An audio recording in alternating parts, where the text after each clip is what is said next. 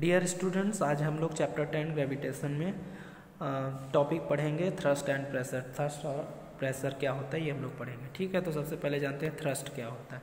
Thrust किसको बोलते हैं? The net force. Net force मतलब टोटल जितना फोर्स किसी ऑब्जेक्ट पे लगेगा। ठीक है, the net force acting on an object. कोई ऑब्जेक्ट पे अगर हम लोग नेट फोर्स लगाएंगे, जितना भी फोर्स लगेगा, ठीक है, और परपेंडिकुलर टू द सरफेस, या फिर उसके उस ऑब्जेक्ट के परपेंडिकुलर लगेगा। परपेंडिकुलर मतलब 90 डिग्री पे। ठीक है, तो हम लोग उसको क्या बोलेंगे? थ्रस्ट बोलेंगे। जितना फोर्स लगेगा, जितना नेट फोर्स, यहाँ अलग एक पॉइंट पे अलग फोर्स लग रहा है, एक और पॉइंट पे अलग फोर्स लग रहा है, एक और पॉइंट पे अलग फोर्स लग रहा है, तो सब जितने भी पॉइंट्स पे फोर्स लग रहा है किसी ऑब्जेक्ट पे, तो वो जो नेट फोर्स लगेगा, टोटल फोर्स उस ऑब्जेक्ट के परपेंडिकुलर या फिर सरफेस के, तब उसको बोलेंगे थ्रस्ट।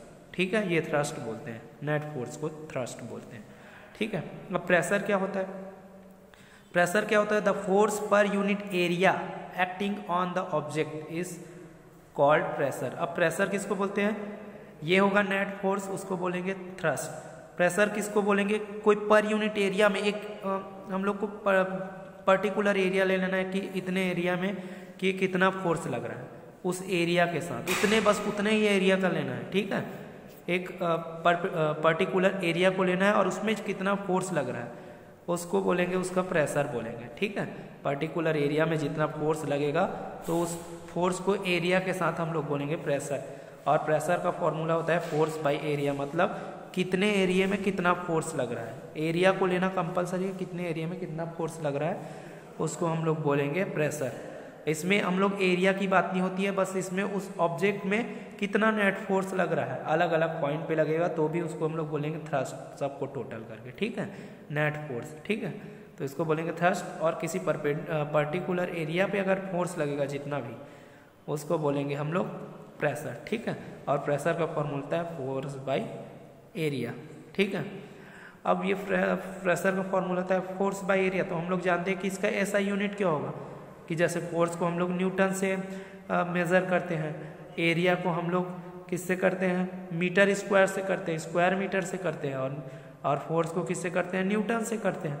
तो फिर प्रेशर को किससे करेंगे? ठीक है, तो प्रेशर का फॉर्मूला होता है फोर्स बाय एरिया, तो हम लोग इसका ऐसा यूनिट, फोर्स के ऐसा यूनिट को ऊपर लिखेंगे और एरिया के ऐसा यूनिट को नीचे।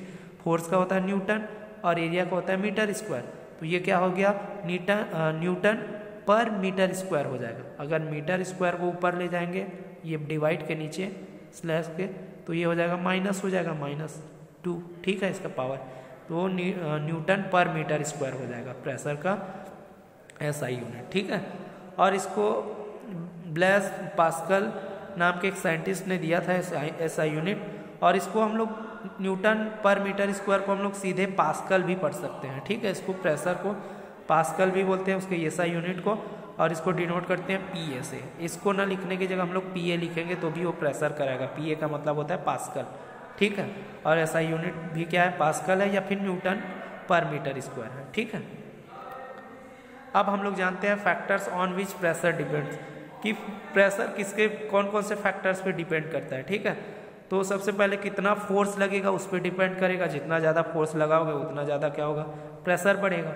ठीक है, ये देख सकते हो इस फॉर्मूले से, अगर प्रेशर फोर्स बढ़ाऊंगा तो प्रेशर बढ़ेगा, ये डायरेक्टली प्रोपोर्शनल है, और ये एरिया इनडायरेक्टली, मतलब एरिया को बढ़ाऊंगा तो प्रेशर कम हो जाएगा, कम करूंगा तो प्रेशर बढ़ जाएगा। लेकिन फोर्स को बढ़ाऊंगा तो एरिया भी बढ़ेगा, और एरिया प्रेशर को बढ़ाऊंगा तो फोर्स भी बढ़ेगा। ठीक है, तो कौन कौन से फैक्टर से डिपेंड करता है? फोर्स पे, फोर्स अप्लाइड, कितना फोर्स हम लोग अप्लाई कर रहे हैं उस पर डिपेंड करता है फोर्स।